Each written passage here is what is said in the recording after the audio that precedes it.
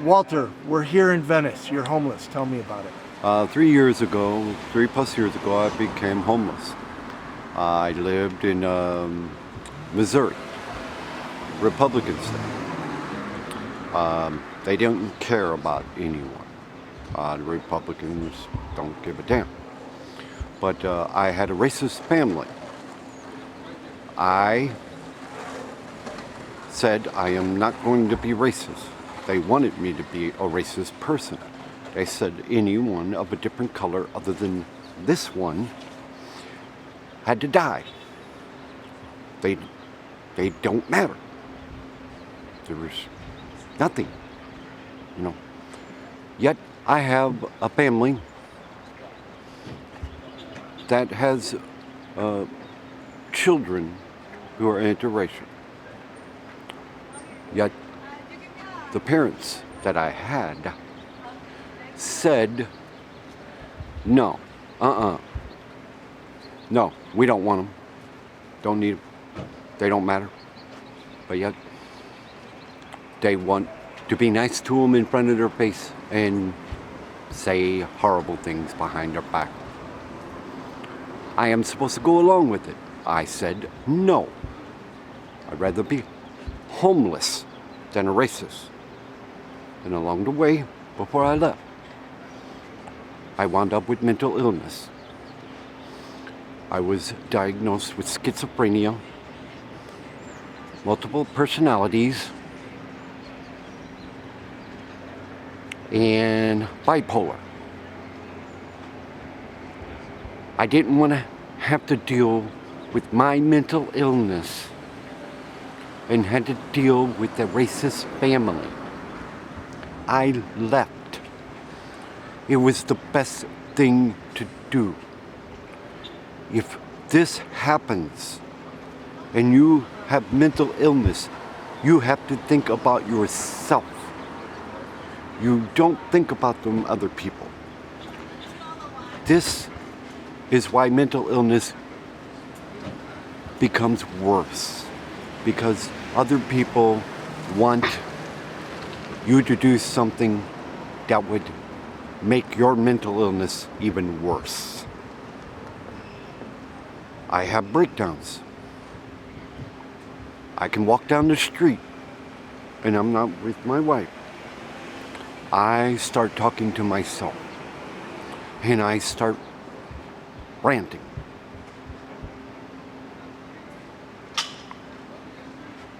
Then I have people walk by.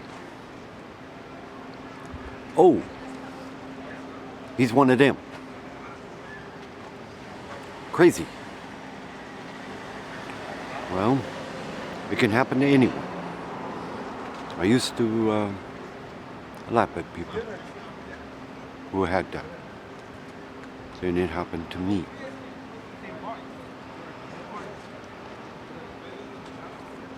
Think about it. Has there been someone in your family who had mental illness? What did you do? Why didn't you say, hey, there's a problem. I'm on your side. Let's try to do something so you can get better. Not have to deal with racist people who's saying all this, oh yeah, they all have to die, they're not white. What are you? Most of the people I know that are racist, you can say whatever you want. Most of the people who are racist are Republicans that I know of. I've seen it. They'll say one thing to your face, turn around, and say something horrible about you, and you'll find out later that these people are lying backstabbers. All right? What do you think's going on in Congress? What do you think is going on in this world? When are you going to stand up? Hey, I got mental problems, okay? I'm still standing up. I'm still calling senators, asking them to help the homeless. Please help the elderly. Please help minorities. Please help. Please help the ones with mental Well- illness, the homeless. I am not by myself. My mind is screwed the hell up, but I am not so screwed up where I don't know what the problem is. Well, Walter, we've known each other for a little bit now, and I have huge respect for you because you're willing to be open and honest about mental illness. And we need more people to be open and honest, because just like you said, people are pointing at you saying crazy, and that shouldn't be. But my question is, who's helping you? I mean, you're here in Venice. Who's helping you? I am seeing a doctor, a mental doctor, osteopathic, whatever, cuckoo doctor, Dr. King at Venice Community Clinic. I talked to him. He looks at me and he says, okay. He asked me a question. How's this do? You don't exactly treat me like I'm, but he tries to find out. Okay, is you having good days? Are you having bad days? Are you having more problems? I hear the voices 24/7. They want me to die. They say die, die, die. But yet I get up every day. I try to do something. I try to do some good. I have a beautiful woman with me, my wife. I call her my wife because she is mine, family. She is part of me. That sometimes helps. I have mental problems. Now, but you pitch a tent every night here, and then you have to pack it up every morning and move your stuff over there, and then every night you come back and you pitch it up, and then you have to move every single day. I mean, that cannot be helping your mental problems. No, it don't. It doesn't. It seems like the same thing over and over and over again. When you think about it, you lost some hope. You feel like you lost in life. But you got to get up and try. You got to do something. But we're stuck. Being homeless, they want you up at 6 o'clock in the morning, get the hell out. And sometimes, when it rains, they allow you to stay a little bit longer. But they want you gone so that they don't have to worry or something. I'm not quite sure what. Well, you need to be in housing. How are you going to get better if we don't get you into housing?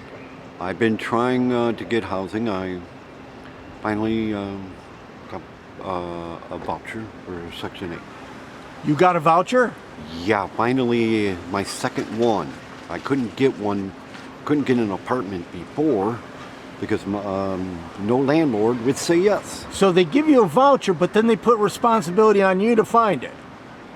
They do, and sometimes they don't. If you can't get housing on your own, they will try to help you. Yeah. They will. Down here at St. Joseph's on Lincoln. They will try to help you if you ask. Because, you're homeless. You don't have the resources to, contact landlords, and you're very open about mental illness. They should be helping you with that voucher. They have been. They've helped quite a few people with that. Then all of a sudden, the housing shortage isn't just here in California. It's There's all over. a lot. Yeah. We're talking about if you got 52 states, whatever. There should be 52 anyway. We need Puerto Rico. But I agree. look what Trump did. Yeah. That wasn't I try cool. not to go political. I know, I'm a political person. Yeah, I know. But still, yeah, you put them numbers together. You're talking about elderly. Every time there's a recession, who suffers? The elderly, the vets, Yeah. more homeless, more minorities. Minorities, once you're out here, it don't matter what color you are. It doesn't matter who you are. You are a minority again. That's very powerful. And when you're a minority, no one listens. And when no one listens, you got to speak louder. And if you don't speak louder, like Martin Luther King says, who gives a damn? Okay, I don't mean speak louder as in being totally angry, but you've got to speak up for yourself and that other person who's homeless. Yeah. That other person, no matter who it is, elderly, whatever, mental problem. You've got to speak not just for yourself, you've got to speak for everybody. It's what I've been saying. It's going to get worse. We got to be raising the flags, sounding the alarm. We've got to do something about the affordable housing crisis. We've got to do something about more mental illness services, drug addiction services. We need to treat it like the health crisis it is instead of locking people up. We need to be sounding the alarm. Yes, I come up with an idea that wasn't mine. You see a show called Tiny House Nation. I'm not saying it's the answer, but I'm saying Congress needs to look at it, the state of California needs to look at it, every state needs to look at that. It's cheaper. Yeah. So you'd go into a place if you were offered a place. I mean, you've got a Section 8 now, but you've got to find it. You've got to find a landlord willing to allow you to stay there, which is kind of like finding the Easter Bunny. Well, but if you had a place of your own, whether it be a tiny house or an apartment, you'd go inside. Yeah. You and your wife. Yeah. And that's how we end homelessness. We gotta care. Yeah. That's why I keep pushing the only idea I have, to senators, to representatives. Yeah. Tiny houses. Look at it. It's got everything you need. And every time you watch the show, you see other stuff that even homeless people would need. Solar on some of them. All of this. Yeah. Wind power. Hey. We better start thinking, hold it now. Homelessness can last forever. There's people out here in their 70s. There's people out here in their 60s. I met somebody at 78 today. Oh, well, that had been out here than, for 7 years. I've known, even when I was in the state of Missouri and in Illinois, people who were homeless 20, 30 years. Yeah, it shouldn't be. Some people die on the streets. Yeah, no, it shouldn't be. I've seen a person who was afraid to take off his coat in the summertime. He died because he was hot. He didn't know better to take off his coat in the summertime. I've seen people, sleeping on cold concrete, heard people say they were trying to sleep in the vent areas in St. Louis, next to big buildings where the hot air was coming out. One of the police got him away. Yeah.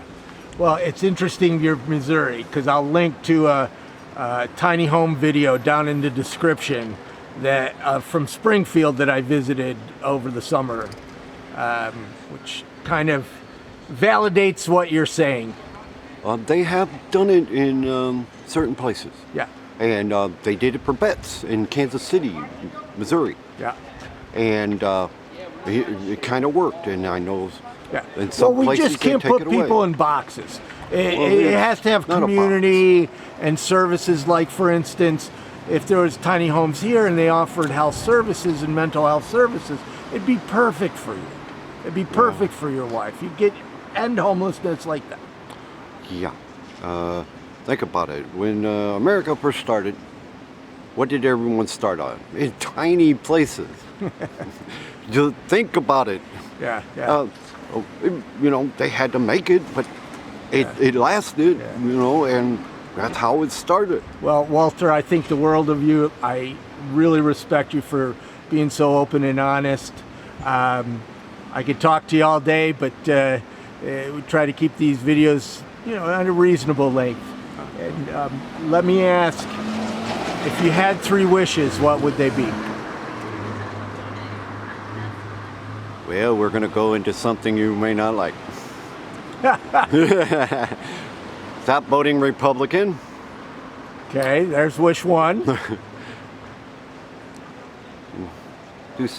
Help the vets.